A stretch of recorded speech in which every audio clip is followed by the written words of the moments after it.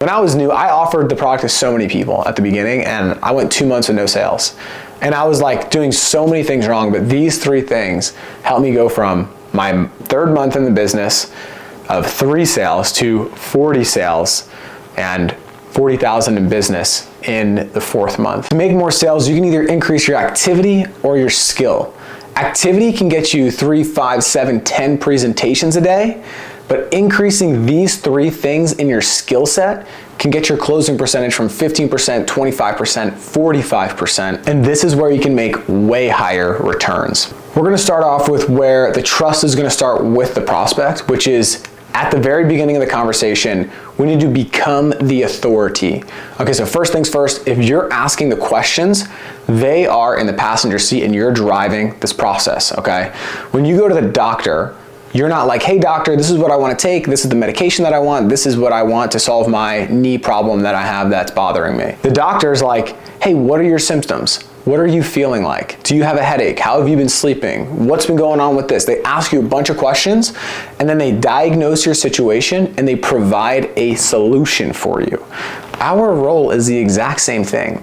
So at the very beginning of the conversation, we need to become the authority and we need to set the expectation of like, hey, we are driving this bus and you're a passenger on the bus and we're gonna lead you to where you need to go. And we do that through questions. 2 other sections of the script very upfront in the process where you're going to build authority is number 1, I like to tell people, actually there's 3. First is, I'm gonna explain the process to them. So I'm gonna lay out exactly what this conversation is gonna look like and that we're going to get an option set up for them at the end of the call.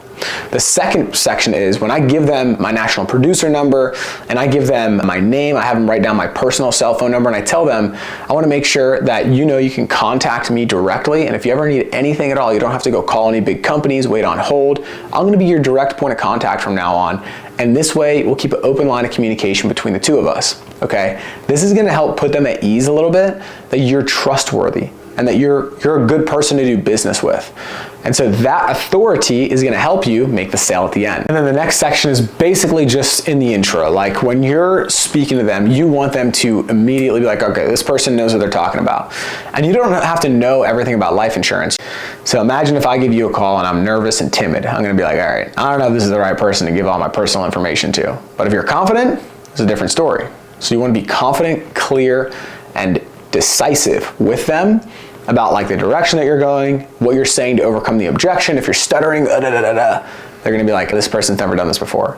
You don't want them to feel like they are in like, you know, on a roller coaster that has like a bunch of screws loose. You wanna be like, no, this thing is sturdy, this thing has been trialed, tested, it is consistent, there's no way that this thing would do you wrong, right? Like you want them to have that trust in you. Okay, I mentioned setting the expectation, and setting the expectation at the beginning of the call is so important, like is massively important. This alone can help increase agents' closing percentage. Like it could double it actually, because sometimes people are closing like 10% and it'll literally take people's closing percentages to like 20%. And especially as a brand new agent, if you're closing 15%, it could take it to 30%.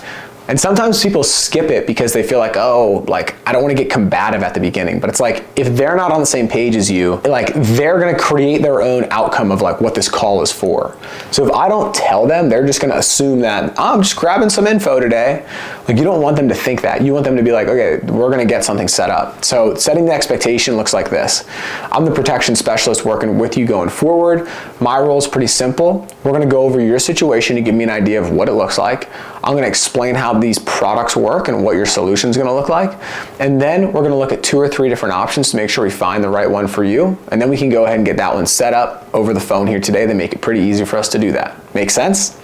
And then they're like, yeah, that makes sense. I've set the expectation that this is the direction that we're going. So they're not confused throughout the conversation and they don't think that this is just a, I'm gonna gather some info kind of call. So the second piece of this is to set the expectation and repeat it multiple times over and over again. And if you can implement them, you can start to see similar results as well.